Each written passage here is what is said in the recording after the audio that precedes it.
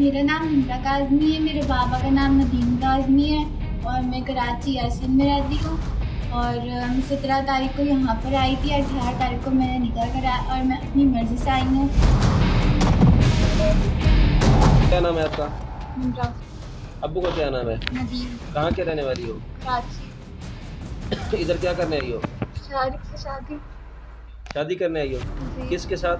शाहरुख से। अपनी मर्जी से? जी। इसने ज़बरदस्ती तो नहीं उठाया? उम्र कितना है आपकी? 18 साल। पहले आपका निकाह है? नहीं।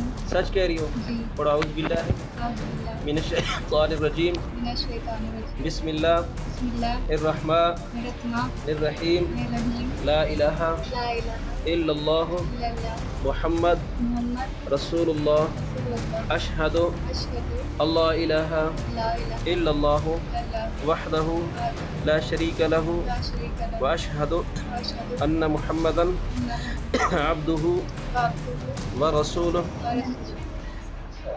अच्छा बीबी, आपका निकाह मोहम्मद नजीब शाहरुख के साथ हो रहा है जिसमें हक मार 5000 रुपये रूबरू गवाह के आपको कबूल है? कबूल है।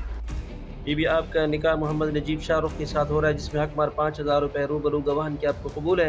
कबूल है। आपका निकाह मोहम्मद नजीब शाहरुख के साथ हो रहा है जिसमें हक मार 5000 रुपये रूबरू गवाह के आपको कबूल है?